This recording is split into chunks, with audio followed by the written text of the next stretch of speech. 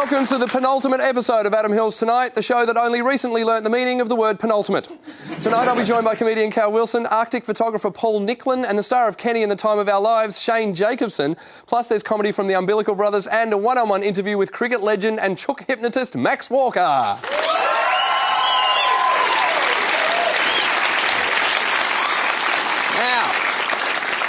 Before we start the show tonight, I want to address a criticism that has been aimed at the ABC of late, and that is that we are all a bunch of, and I quote, lefty wankers. Now, I can't speak for everyone at the ABC, but I'll tell you right now, I am not a lefty. When I vote for the person that I think is going to do the best job for me and my country. What I do vote for, however, are policies of compassion. A little bit of humanity, a little bit of kindness. And you know what that makes me?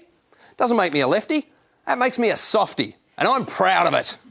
A softie is what happens when you combine a hippie with a yuppie, by the way. I may not chain myself to a tree to save a rainforest, but I will damn well donate to the cause from my PayPal account. And as a card-carrying softie, when I see two people that want to get married, I say go for it, regardless of how many breasts or penises are involved.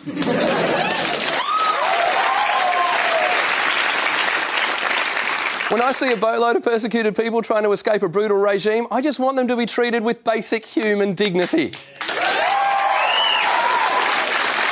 And by the way, before we send these new arrivals to Papua New Guinea, are we at least asking if any of them can play cricket?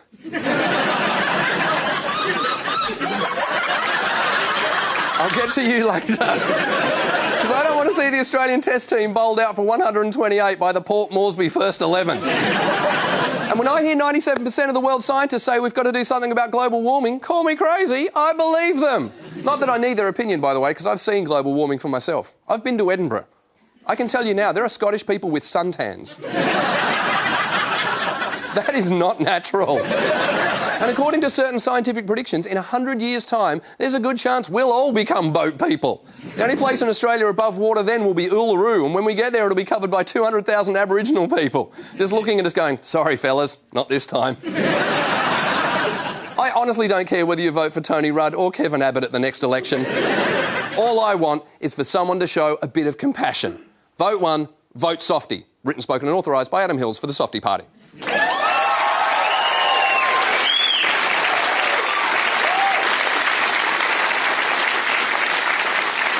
OK, I do have to, before we get on with the show, there is a lady over there with a laugh like a monkey. Now, I need to get her laughing in order to show you, so just, I don't know what to do to make you laugh. Your name's Julie? Yes. OK, this is a natural laugh of yours? Yes. OK. It gets me into a lot of trouble. Clearly, with your daughter sitting next to you going, oh my God, no.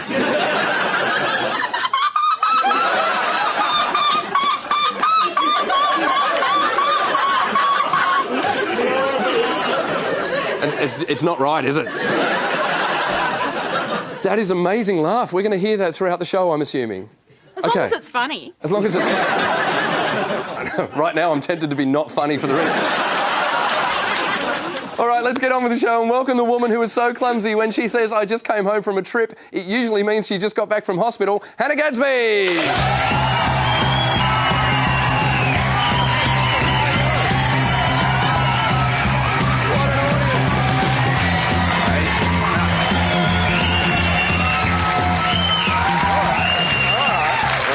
They're fired up tonight. Well, they are. What did you do?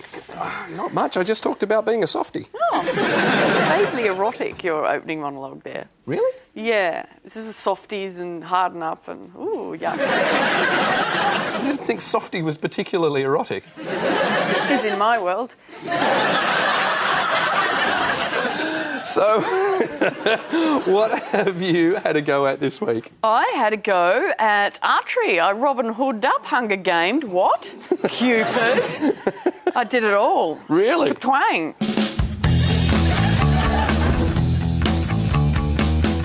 Hey, this is Rob McKenzie. He's a little jumpy for a guy holding a weapon. Archery. It's the weapon of the ancient hunt and of traditional warfare. All right, let's kill something. And today I'm giving it a go. Haters and doubters to the left. Bit further, bullseye. Time to kit up, To be honest, I wasn't expecting a Legolas-type transformation, but I thought I'd get a little bit more than a high-vis boob. I want to make sure that it's not going to catch on some, a bit of sleeving or something like Nipple? that. Or a nipple. Have you ever lost a nipple? Like in your leg? I've seen a few in danger. Really? Just like cars, boats and natural disasters, Rob has named his arrows after the ladies. This is Charlotte. Charlotte. Hey, Charlotte. So How you doing? Charlotte's my favourite. Apparently she's fat, but I like her just the way she is. These are such fat arrows. Oh. And that's a skinny... Charlotte, you fat whore. Oh, darling. Oh. Well done, Charlotte. So, how many does it take to get good at this, Rob? I'd reckon about 10,000 arrows. 9,948. 9,947. Apparently I'm pretty good. For a beginner, I'm a natural.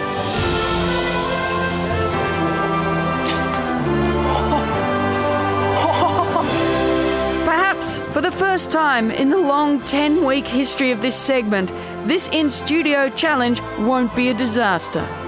Probably. Oh, there you go. Yellow!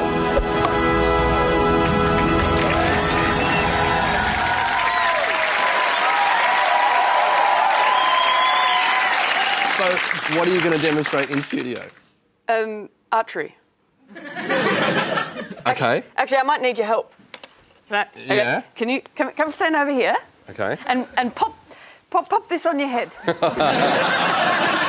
I feel like Eve. There you go, Adam. There you go, Adam. Put an apple on your head. Should I be worried? No, you saw the video. I'm really good at it. Plus, I've been practicing on it with a full-size cutout of you over the weekend. Oh, good. That's not creepy. So you seriously want me to... Yeah, pop it on your head. Yeah. Look at Charlotte. Say hello to Charlotte. It's like Sex in the City. Oh, we're so fat. Okay, I'm now working out that you're not actually joking. You are going to shoot an apple off my head. Yeah, I'm deadly serious. Yeah, maybe not say deadly for a start. Shh. I don't want to ruin the segment. No, well, don't. Really? Yeah, go on. Okay. No. Sorry. Oh, that looks just scared Charlotte. I tell you what, I want to see the dummy first. If you do it on your cardboard cutout of me first. It's not the same. Have we got the dummy? Don't leave me hanging, fellas. Oh, it's just not the same, Adam. Why not? It's got two legs. If you're going to shoot the apple off their head and prove to me I'm not in any danger, I will then stand up and you can do it on me. All right.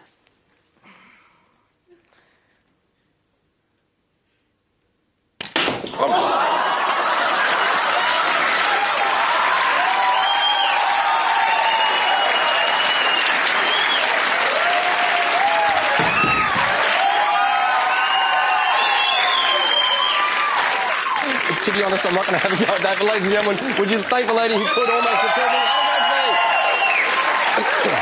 Wow. My first guest tonight is a comedian who was born in New Zealand but moved to Australia in search of a better future. Thank God she had a valid visa, otherwise she'd be known as Papua New Guinea's top comedian. Please welcome Cal Wilson.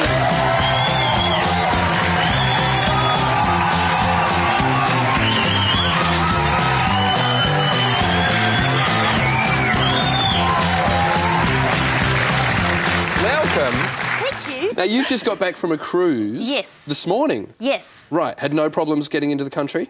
No, I was fine getting into the country, but the ABC studio was still washing up and down. I still feel like I'm on a boat. Have you still got sea legs? Yes, I do. How long were you away for? 4 days.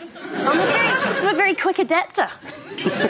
That's not as bad as the last time I went on a cruise, because I've been doing gigs on a cruise, and I didn't take any seasick tablets, and it got quite rough. Right. And so I had to do my gigs sitting down. So I was literally came out. I was throwing up until they called my name. It was like, ladies and gentlemen, Cal Wilson. I was backstage going, oh dear. Came on stage and went, I'm sorry, I can't stand up. and did my gig like this. And it was literally like, so ladies and gentlemen, oh, that's a big one. So it was much better this time. And what was the onboard entertainment like? The onboard entertainment, I thought it was a bold choice. They showed a movie, and it was Life of Pi.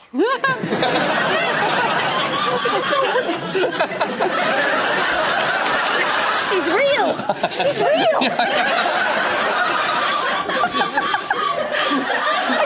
I just want to get a can of WD-40.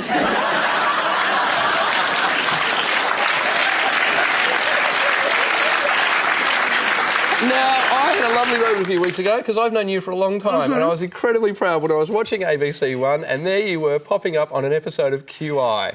Sitting there next to Stephen Fry and Alan Davis, and how was that? It was pretty exciting because I love that show and I love Stephen Fry. I've just always loved Stephen Fry, and so they came out and did a tour here last year and I did a couple of shows and then they went, oh, do you want to come and do the show in England? And I was like, oh, I'll have a think about it.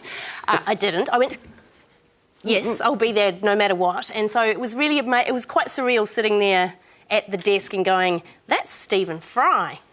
That's Stephen Fry. I probably shouldn't have said it to Alan quite so many times, but I won one of the episodes. You did win an episode? Episodes. It was like I can be hit by a bus on the way home and I've done enough.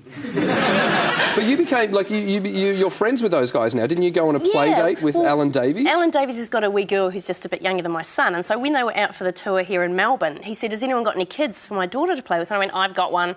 And so we arranged to meet them at the zoo. Yeah. And so... This might sound a bit weird, but my husband and I have T-shirts that are the same, but we never wear them at the same time. So we like the same sort of thing. So we have this bright... Has he got this one? Yes. So we've got this bright turquoise T-shirt. It's got the White Rabbit from Alice in Wonderland riding a bicycle on it. So it's quite distinctive. OK. So the day that we were going to the zoo, I left the house before my husband had woken up because I had something to do really early. We met at the zoo. It was 35 degrees and he turned up wearing the same T-shirt. So we're both wearing... It's the first day that I'd met Alan Davies' wife. I'd met Alan once before and we rock up dressed like... Hello, we're Mr and Mrs Knob. Like... And I texted ahead to go, I'm really sorry, but we've turned up in the same T-shirt. But a year and a half later, they still bring it up. Of course. Yeah, if you're a comedian, you can't let that go. No, they're like, oh, you're dressed differently today. What's wrong? Now that you're a parent, do you have a fuller appreciation of zoos? Yeah, totally. But I loved zoos when I was a kid. We had a great zoo in Christchurch. It was called Willowbank Wildlife Reserve. Right. And it was a wildlife reserve in that the wildlife that it had some ducks and some chickens and some geese and a sheep and a cow and some monkeys and a mountain lion.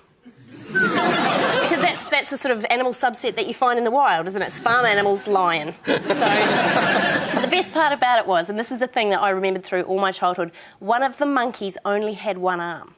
And the reason that Sundance the monkey only had one arm was that they'd put the monkey's cage right next to the mountain lion's cage.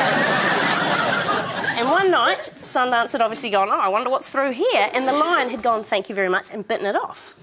Which I think is fair enough, because, you know, if you stick a kebab through my car window, I will eat it. So it's such a Kiwi attitude to safety. It's so laid back. I just imagine the zookeeper coming through the next morning going, oh, well, he won't do that again. I suppose you could give it one more crack. So I remembered that all through my childhood. But I vividly remember this, and I was talking to my brothers about it at Christmas time this year, and they were like, no, I don't remember the one-armed monkey. I reckon you've made it up. And I was like, well, I can't have made it up. I've told too many people. And so I ended up emailing Willowbank and I went, this might be a bit of a bonkers question, but in the 70s, did you have a monkey that only had one arm because the lion bit it off? And I got an email back and all it said was, Dear Cal, what a trip down memory lane. Yes. Clearly, still not sorry.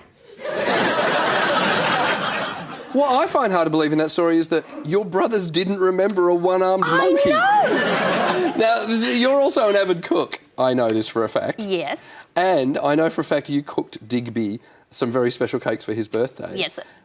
Now, I need to take something up with you because you don't think these cakes are particularly good. They're terrible. Well, see, you say that, but I've seen the photo. I reckon they... OK, right, audience, tell me, do these look really good?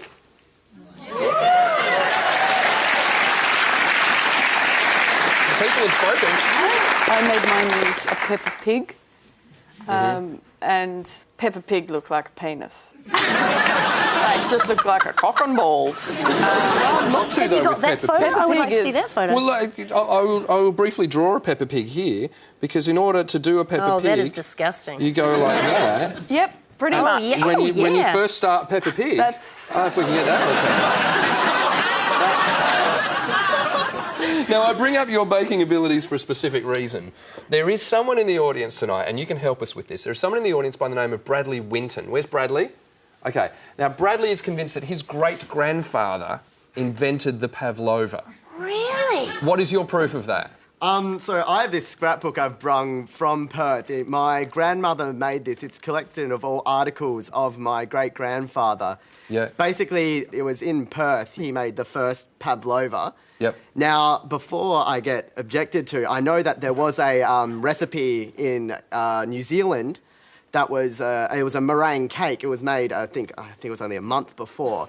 Yeah. The thing was, my great-grandfather has said he had no idea about that, and that his recipe is actually different. Right. So traditionally, it's meant to be from New Zealand. Well, there's some conjecture as to whether it's from Australia or New Zealand. Yeah. How do you feel having heard all that? So the way I understand it was that the first written record is in New Zealand, but it sounds like it was developed further, or it's been made more in Australia. It's kind of like the far lap of desserts. Is this something you feel strongly about? Oh, I do go my little Kiwi heart. Like, I've lived here for 10 years now, so Yeah. I'm definitely, this is definitely home. But I do go, no, New Zealand invented pavlova! Really? We invented pavlova! Your granddad's a nice guy, but we invented pavlova! Well, look, we can't prove which country invented the pavlova, but we can prove tonight which country makes the best pavlova. I'm going to conduct a blind taste test with you of the traditional New Zealand recipe and the traditional Australian recipe. Wow. You have to decide which one tastes better. And they're not just prepared by any old hack. Ladies and gentlemen, would you please welcome Chef Jacques Raymond. Come with me, Carl. All right. Chef. Now, what's your understanding of the pavlova? Oh, excuse me. Nice to see you. That's the French charm that I lack. What's your understanding of the pavlova? Where do you know it to have come from? There is a lot of controversy, so we don't really know. And I think tonight is very, very good because it's not about the origin, it's more about what it tastes like, Adam. All right, so can you dish up? We're not going to say which one is from which country. Can you dish up? So we got two, one of each. Here we go. Wow. Is there a clue in the kiwi fruit?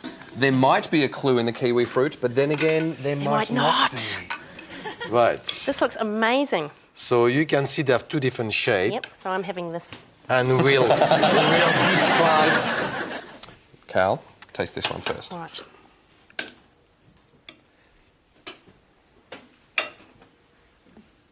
It's very nice. It's beautiful. Would you like a palate cleanser? No. Oh, and this one's got chocolate right through it. You've gone all fancy, Jacques. Who knew? Oh, they're quite different, aren't they? They are different. Really different. Two different recipes. All right, Cal Wilson, which one of those two is tastier? Go back into it. Talk amongst yourselves. They're both really different. I think it's that one. This one? Yeah. Which came from here? Yep. All right, All right, so where's this one from? let's reveal. You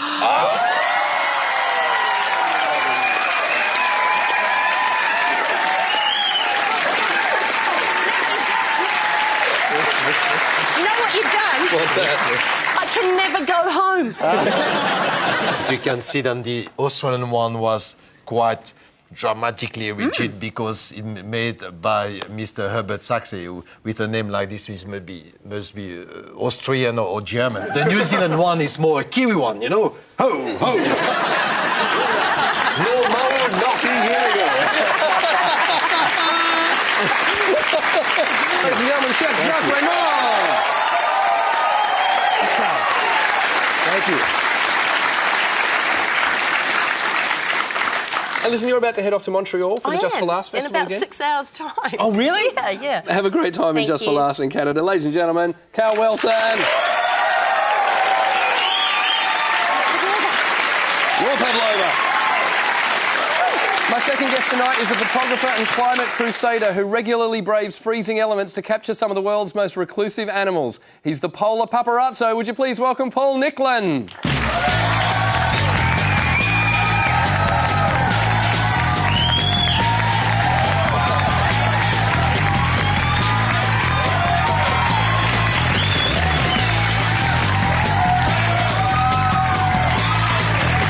Welcome, sir.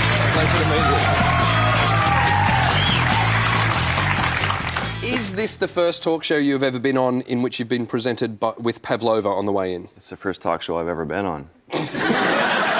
So yes, and it's delicious. So listen, I want to start with a photograph of you Yes. in your office. Basically, this is you at work. There I am. How cold was the water on that day? Minus 1.5 degrees Celsius, so as cold as salt water can get before it freezes. So you're basically diving in a slushy soup. Wow. And what does that do to your body when you're diving in temperatures of that? Does a lot of bad things. Have you ever had a Slurpee where you slam it down too fast and you get that ice cream headache and you get that that burning sensation on your head? So you get that over your entire head when you first go into the water for about 2 or 3 minutes, and often that results in vomiting in the regulators. So here you are, you're diving alone under the ice by yourself, no rope, and you start to puke in your rag. It's a bad combination. So it is very cold, and then within several minutes you lose all feeling in your face, your hands, your feet, and then after 20 minutes you get bradycardia. Your blood shunts to your core because your extremities, so it shuts down from your extremities because your body knows not to waste blood and heat. And then after half an hour you start to shiver violently, and it's when the shivering stops that you need to pay attention, because now you're entering hypothermia. So it's just a matter of pain management, pain threshold, and just knowing when to stop. Or not doing it. But that's where the pictures are. You have to go there. What I find amazing about you and brilliant about you, rock stars have certain songs that people want to hear, and comedians have certain routines that people might want to hear, and you have a story that has almost become your kind of, your stairway to heaven, that people go, oh, tell the story of the leopard seal. Yeah. So at the risk of sounding like a crazy fan, tell the story of the leopard seal. Sure. I mean, it was, in my career, I've had a lot of great moments and some scary moments and humbling moments, but for it, on my deathbed, I know for sure it'll be the great moment of my career. And it was just going down to Antarctica, and tragically, a British scientist had just been killed by a leopard seal. Right. By a large one. And so, as I used to be a biologist working on polar bears and other dangerous animals, and I wanted to go down and understand this animal and give it a fair shake. I don't like just to write off a species as being vicious because of one incident. And they do have a reputation of being slightly aggressive, and they have attacked people like Shackleton and his team, and other people have been attacked. But I went down to Antarctica, and we just, with my Swedish friend, Göran Elme from Göteborg, thank you. And our mission was to get in the water with as many leopard seals as we could, just to try and find out what they were all about. And on the first day, we arrived, and we pulled into this first cove after I heard your vomiting story, puking. This is 11 days across the Drake Passage in a 15-meter sailboat in some very big seas, and I can relate. I feel your pain. Were you doing 15-minute gigs as well? No, it's just... No, I was very Lying impressed to down. hear that. You're mighty strong. That's true. So we got to this bay, and there was this huge female leopard seal, and then Göran said to me, "That's a bloody big seal, yeah," and he was so excited. And she was huge. She grabbed a penguin, jammed it under the edge of the boat. We almost fell out of the boat when she hit it with the penguin. There was blood and guts in the water. And she was bigger than our boat, so she was over probably 500 kilos, over 4 meters long. And that's when Göran said to me, "It's time for you to get in the water, yeah." And I was like, forget that, but I used a different word starting with the letter F. And I just, he started to yell at me, and I got more scared of him than the leopard seal, so I put my snorkel in my mouth and my fins on, and I rolled over the edge of the boat, and right away she dropped her penguin, and she came rushing over to me. She engulfed my head in her mouth, and she was massive. And she did this threat display for a long time, but Göran said to me, he said, "Here's some very good advice before you go in the water." He said, "If you get scared, you close your eyes and she'll go away, yeah?" So that was the only advice I had to go on. So it's like, thanks, Göran. He was wonderful. And so she did her threat displays for a few minutes, and she took off. And I thought the encounter was over, but she came back with a penguin, and she tried to dangle it. She had it by the feet about 5 meters away from me, and the penguin was trying to get away, and she let it go. And the penguin swam by. She swam by, got the penguin. She did that over and over, and it dawned on me that she was trying to feed me penguins. And as she'd swim by me, you don't want to be anthropomorphic, but she did have a dejected look on her face, like this inept predator is going to die in my ocean, and she kept trying to feed me this penguin. Wow. That didn't work, so she went off and got a penguin and made it more tired, really weak, and then offered it to me from me to you. So now here's this 500-kilo seal, and she's got a penguin, and she just drops it there, and it slowly swims off. She grabs it, eats it, goes and gets another one. And this went on for 4 days. From morning, as long as I could stand the freezing water, she would constantly feed me penguins. Wow. And then she got to the point where she just would give me dead penguins, realizing I couldn't catch a penguin that was even alive at all. And at one point, I had 5 penguins floating around my head, dead.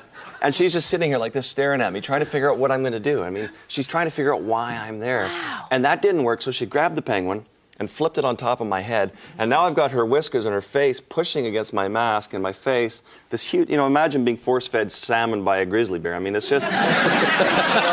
So, I mean, we just had this little love affair in Antarctica for 4 days. And then eventually she got sick of me and realized I was doomed. I was going to starve. And so she just gave up on me. Wow. Did you have flashbacks when you came down the stairs and Harley was going like yes. I was reluctant to accept it. So why do you put yourself through all of this, the danger and all of that on your body?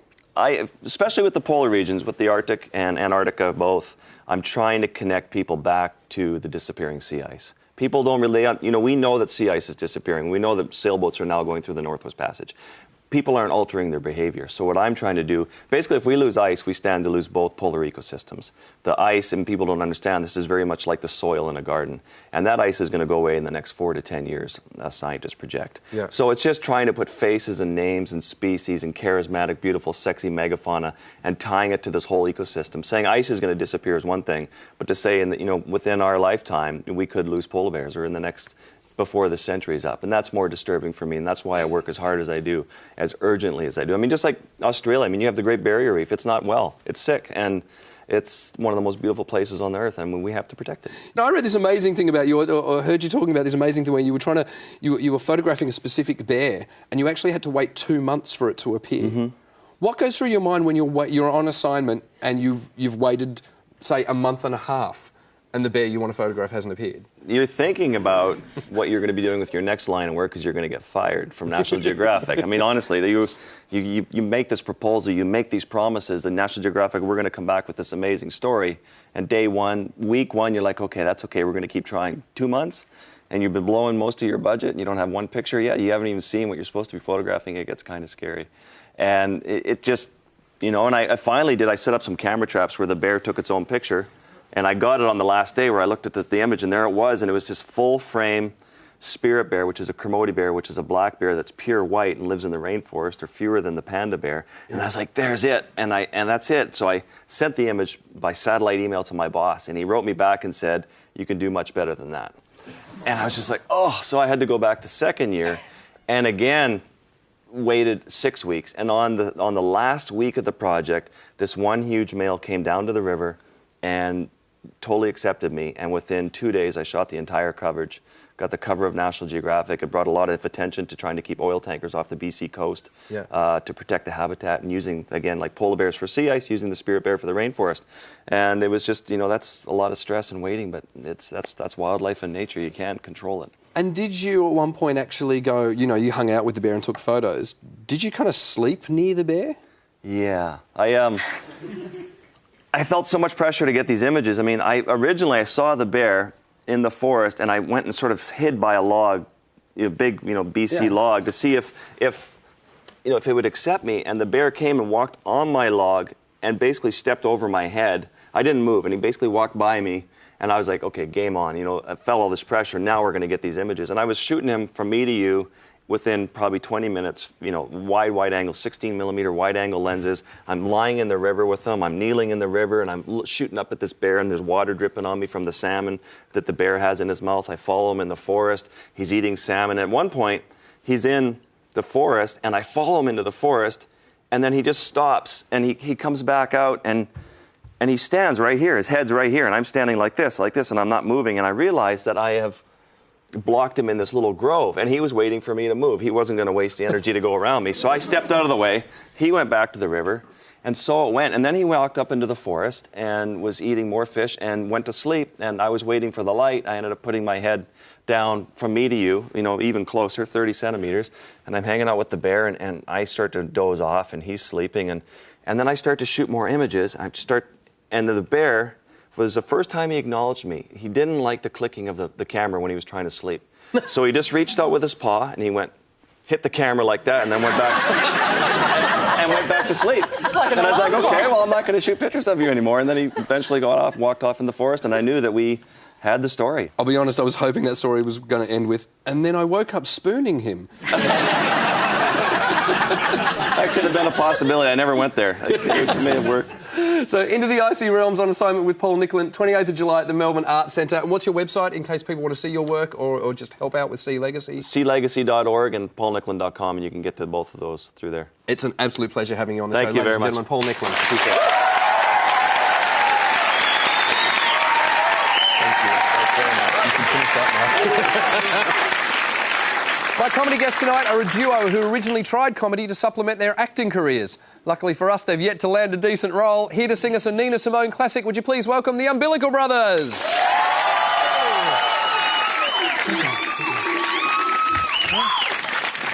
Okay, this is going to be fun. Bags lead vocals. What? Bags lead vocals. Your lead vocals? I have Bags, yes. Okay, I could harmonise. Can you harmonise? No. I'll do a generalised supporting vocal for you. Okay, great. Thank you. What key? What key are you in? The key of life. Okay. All right. Birds flying high, you know how I feel. That's lovely. It's life. It is life. It's lovely. Sun in the sky, you know. That's life. Breeze drifting on by, you know how I feel. It's a new dawn, it's a new day, it's a new life. And I'm feeling good.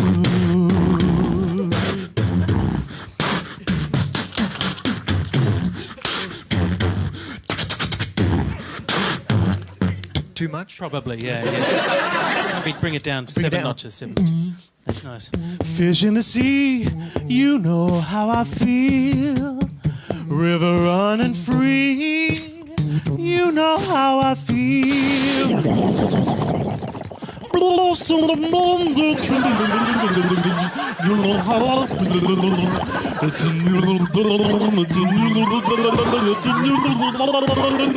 And I'm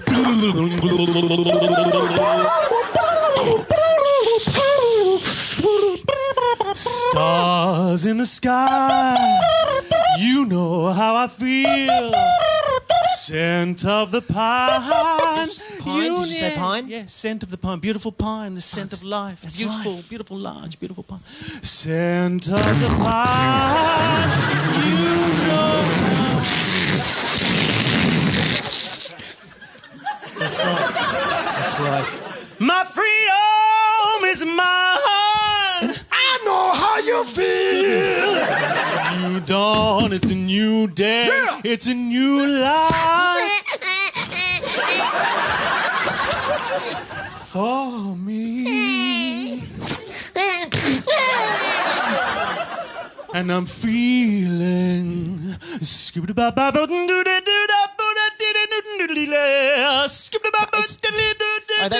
Stop it. Don't scat. Don't scat. I hate scatting. There's nothing I can do with it, and it's just annoying, isn't it? I mean, out of context, sounds ridiculous.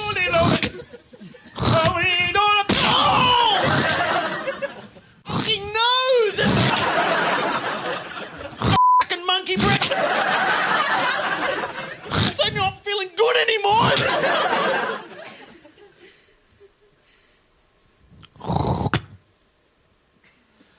and I'm feeling.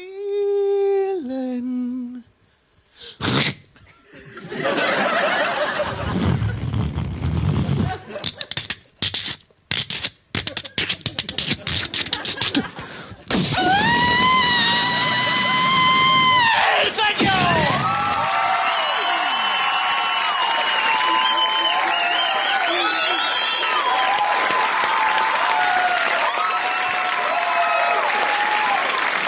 The Umbilical Brothers are currently supporting Jason Alexander on his Australian tour and are following that up with their own national tour. For more info, head to their website, theumbilicalbrothers.com. Please thank the Umbilical Brothers.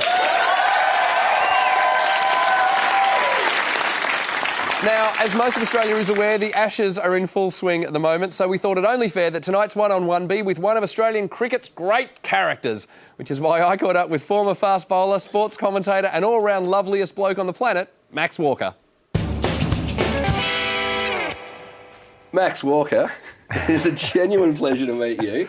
Oh, fantastic, Adam. Yeah, thanks for having me in. That's a big hand that's bowled a lot of cricket balls, isn't it? Yeah, it's a big bunch of fives, that one too, yeah. When you get the Friars balsam on the end of it, just to stop, you know, all the wear and tear on the catgut that runs around the outside of a cricket ball, that stops the blister.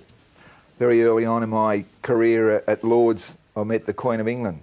You know, Royal Highness, I'd like to meet Max Walker. Max Walker, your Royal Highness. I've got the Friars balsam. Whatever way you hold it, it's not a good look. This brown, yucky, tacky stuff. And I've got the white silk glove. Shook hands, and as I go to let go, the fingers are going, I think, gosh, I've almost defrocked royalty first day out. But they've been good to me, those hands. So what was your memory of your first Test match? Well, normally you get a green baggy cap presented to you these days with a tripod and a television camera and an old legend saying wear it like all of those that have gone before you. But I just took my plain brown paper parcel in the dressing room, tore it open, there's a blazer, you know, cap, skinny tie, 2 jumpers. But the cap, I took it home to my dad. I walked in, pulled the cap down really tight, and I looked at the old man and I said, what do you think of that? He said, not bad, not bad. And he said, come here. He wants my cap. What happens when your dad says, give me the cap? And then he looked back at me with my cap on. He said, what do you think of that? And I looked deep into those pale blue eyes, and tear ran down over the cheek. Seemed like eternity before it actually dissipated. And I knew then that I wasn't just going to be participating in my dream. And so he didn't live his dream. Yeah. But yeah, look, he was not only a great dad, but he was a great mate. Now, I want to ask you something, and, you know, it's a little bit of a tense spot.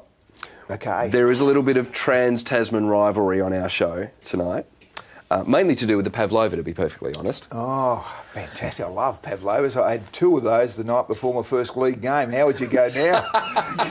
Hey, Norm Smith's wife, Marge, said, you better have another one of those. You look like you like it. OK, Marge, away I go. Couldn't do it, yeah. So, where did it come from, New Zealand or Australia, as far as you know? The pavlova? Yeah. Is it Australian or New Zealand? Look, I'd have to go for Tasmania just because I'd like it to have come from Tasmania.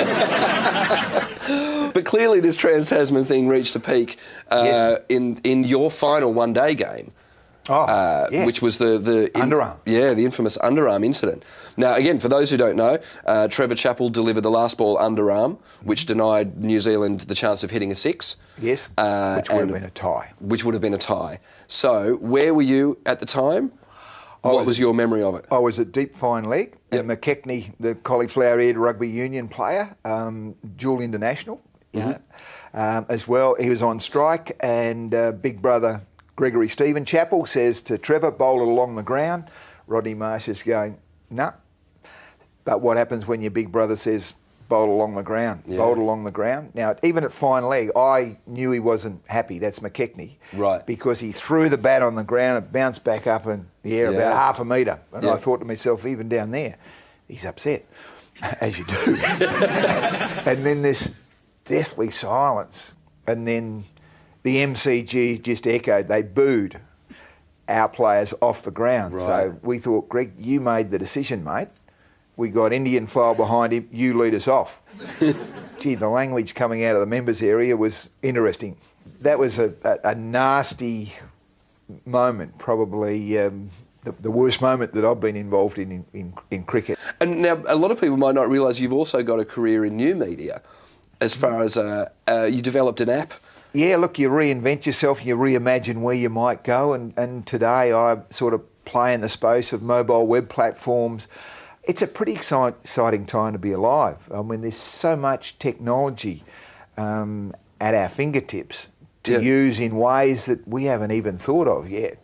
You know, I'm an old kid, right? If a guy with 5 broken noses from Hobart, Tasmania can get 1 foot on a smart tablet, then anyone can do it, seriously. Ellis, I've got one final question for you. You know, there's a long way to go in the Ashes campaign. Does it concern you at all that not one member of the team has a decent moustache? Yes. Yep. I mean, there's nothing better than a good moustache. In the 70s, it was the glue that held us together as a team. Yeah, and so who would you nominate? Who do you think in the team at the moment should take the hit and start growing a moustache? Michael Clarke, I don't think, would be the right bloke to start with. No.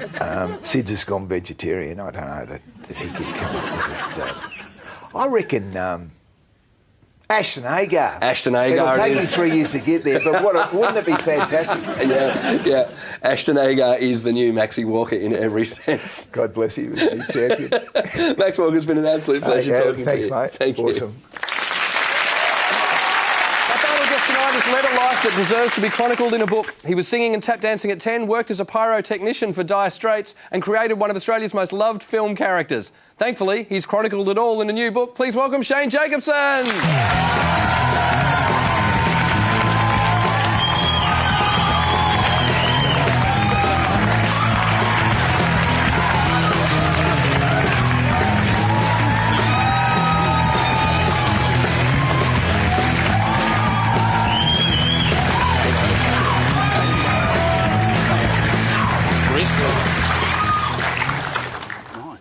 It is.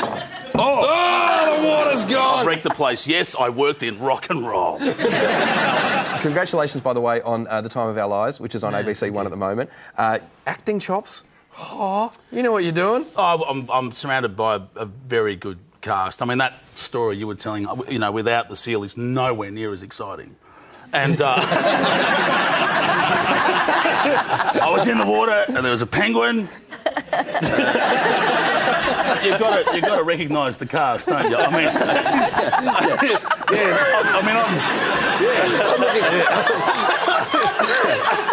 I'm looking forward to you going to work explaining to Justine Clarke why you've compared her to a seal. You know what? Between her and Claudia Carvin and Stephen Curry and William McGuinness, they can fight it out as to who I was talking about. Does it amaze you? I mean, you know, you've got your book out, which is The Long Road to Overnight Success, which does it amaze you when you kind of look and go, I'm working with Guy Pearce, I'm working with Paul Hogan. Yeah. I'm assuming, like, Paul Hogan, as he was for me, was a comedy hero for you. Yeah, and I know he was on your show recently. He, yeah, without a doubt. I mean, as an Australian, as a comic, and just as an Australian citizen, like, one of the greatest compliments he ever paid me, which wasn't necessarily a compliment in his eyes, but we were in the makeup truck shooting, and we were having some banter, and he said to me at one moment, he said, "Oh, where were you when I was writing all those comedy scripts?" He said, "Where were you?" And I went, "Paul, I was sitting in between my dad's legs watching you. I was sitting on the floor at home with the rest of Australia laughing at you." And I wouldn't have traded that. If someone said, "Let's rewind the clock," and you work with Paul Hogan and fulfil, you know, answer that question and be there and write with him, I'd go, but then I'd lose the chance to have enjoyed him, and that's far greater. So what's it feel like when you're sitting on set about to shoot a scene with Paul Hogan?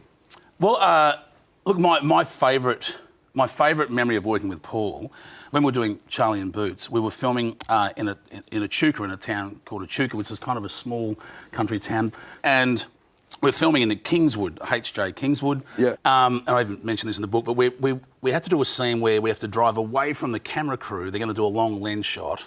We have to go to a set of lights. You know, I think Echuca's got 2 set of lights, and we had to turn at one of them. So the lights went red, and we had to stop at lights, obviously. And we're sitting there, and this car pulled up beside us, and with this elderly couple in it.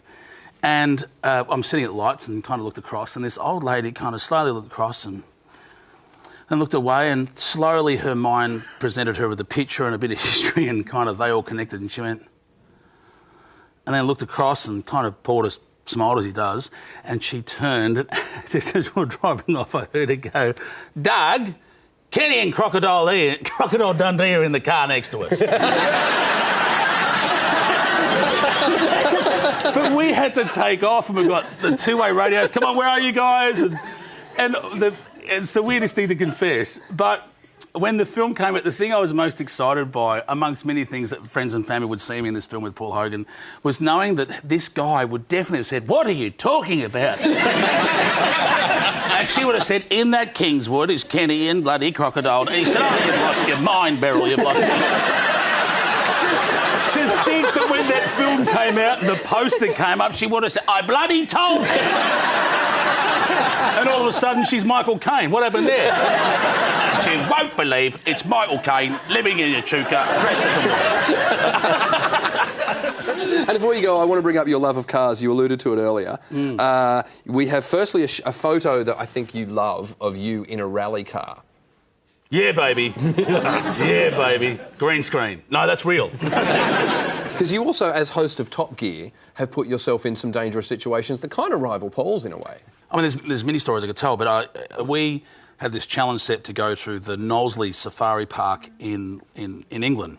And it's an open range zoo where you drive through with cars. And so they brought out these 3 PL50s. They're the smallest cars. There you go. They're the smallest. Oh, God. So they're the smallest cars in the world. And I look like, it's like a meat-filled Jaffa with me in it.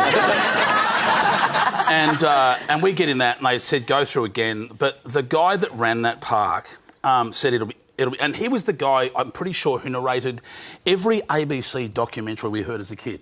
Right. 1947, a year to remember. that tossbag's in my ear, going, "It's fine, everything's fine," right? And so, because I remember saying, "Are we going through?" And they said, "Yeah." And I said, "If these and those cars are made of plastic, perspex, there's no lock on the door, it's electric, and literally you and me can literally lift that thing onto a truck." Like, that's how we put them on the truck to help the guy that turned up to pick them up at the end. You just pick them up. And to push them over, honestly, I could push that Pavlova over as easy as that car. And when we went through, but I mean, they're smart animals as most are. Yeah. That they just, but curious as well for all the right reasons. Like, is this edible? Can I have sex with that? Can I eat that? I think I totally get them. What animals? What animals? And so, but we went through, but the thing that he hadn't factored in, because he said, "I hunt lions. I have taken down many a beast." And I said, "So if anything goes wrong, do you shoot them?" He said, "We're not shooting the staff. You're the guest here." And I thought, he's right. And so all I had was a stick. And I went, wow, where does that go? Is that so I get a little bit of joy before I die? I don't know. Or am I served up like a popsicle? Because that's the way they like it. But so we go in there, and these things moved about as quick as Cliff Young if he'd have been 170, right? And we went through, and they immediately took interest, and it all went out of control quite quickly, which is why they surrounded us. And this guy was like, "It's fine, it's fine." And I went, "That's on a loop. He's gone." It's fine, it's fine, it's fine. Like, no, that's digital. He's not there. And what I couldn't see, in the end, he's saying, "Stay as a group, stay as a group." Like, and I think he even said, "As if a herd." But what I couldn't see was then they got in between me and the guys behind, so they had to stop. And then he stopped being so calm. I had no idea that I was leaving them. And he was saying, "Don't effing leave the group." And I could sense in his voice it was going horribly wrong. So we got out of there, and they ended up getting 4 drives in to intervene. But it got to the point that I was watching, those amazing animals start to go, okay, the game is on now. And they were running behind trees and starting to pick other routes to get to us. And I went, wow, they're getting really cunning now. Like, it's beyond curiosity now that they're going the next level. Wow, one of them's got a coat hanger. Yeah. One guy had a disguise. And had one eye half shut. And I went, "I can tell you're lying." He went, "You're just kidding me." And I was doing courage, thinking maybe they understand what I saw in this. We left there, and I thought, well, that's as bad as it gets. And they said, "Well, now you're going through the baboon enclosure." And I went, "We survive lions. What could go wrong?" Oh, man, we got in there. And like I said, there's no lock on the door. And as soon as we get in, they are just at us, like, oh, we can definitely destroy this thing. And immediately, the angriest one out of the group went for the door handle and started to move it, and there's no lock. So I grabbed the door handle, but I realised I can't look at the door handle because they're smart to go, I'm onto something. So I had to kind of go like that. And as I did that, he was like... and looked up, and the other one had its it had seen some of my earlier work. It wasn't great. And it put its backside on the windscreen, and it looks like Bert Newton eating a jam donut. I love Bert.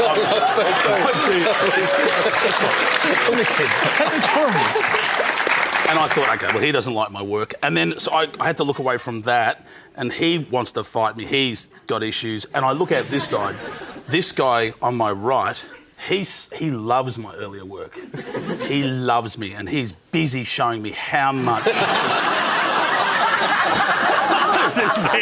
If he gets in, he is going to fight me. He's going to sit on my face, and I don't want to talk about him. So they get us out of there, and I went, OK, we got away with that. Now we're just going to go through the water buffalo and the rhinos, and we go through there, and that's all going to be fine. And then, but the rhino had young, and we startled it, and that was at the point that I've walked Dakota Trail, I've jumped 16 stories and bungee jumped, I've jumped out of a plane, I've done all, I did fireworks and got blown off I did nothing, none of that scared me. I said no to my dad once, got away with all of that. But this rhino got started at that point. That was when it got horribly wrong, and everyone knew the joke was over. And at that point, that guy, like, everything stopped on the radio and we just heard, don't move. And I thought, well, I usually don't move when I'm pooing. So I'm happy to stay right here because I'm not finished. But I was...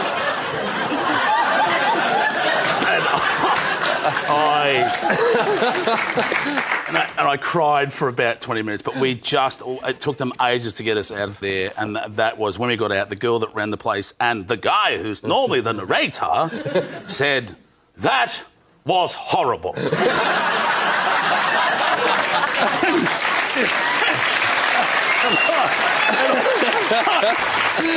Shane's book is called The Long Road to Overnight Success. Home into the Pavlova. Would you please thank Shane Jacobson? Amazing. Would you please thank all our guests for tonight? Paul Nicklen, Carl Wilson, the Umbilical Brothers, and Big Maxie Walker, and of course Hannah Gadsby. Next week we'll be joined by the Living Room's Amanda Keller, actor Samuel Johnson and comedy legend Glenn Robbins. Plus there'll be music from the one and only Barry Morgan. Now, we'd like to leave you tonight with an attempt to repair some of the Trans-Tasman damage done earlier on in the show. We've asked the creator of Keating the Musical, Casey Bennetto, to come up with a song that lets our New Zealand brothers and sisters know just how much we really love them. Thanks for watching Adam Hills tonight. See you next week.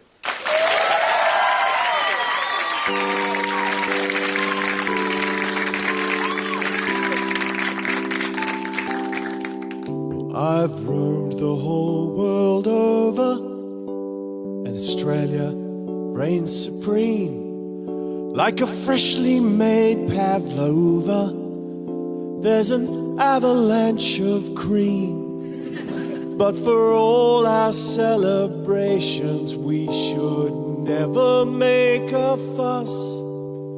There are lots of other nations not as fortunate as us.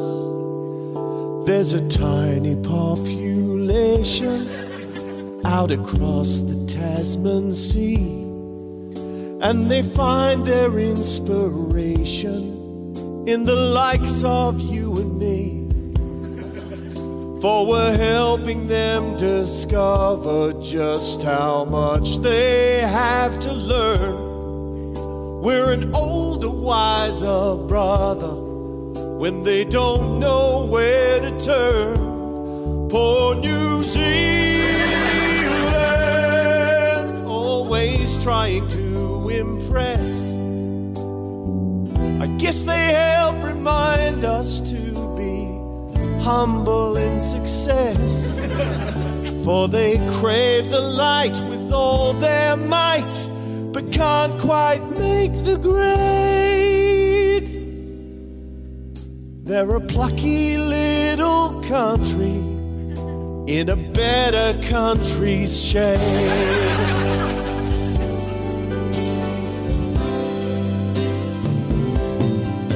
Well, they'd love to have the talent to illuminate that dark, like a version of our Far Lap, or a comic like John Clark. And I know they'd show a Russell Crowe to countries near and far, if they only had the power to produce that kind of star.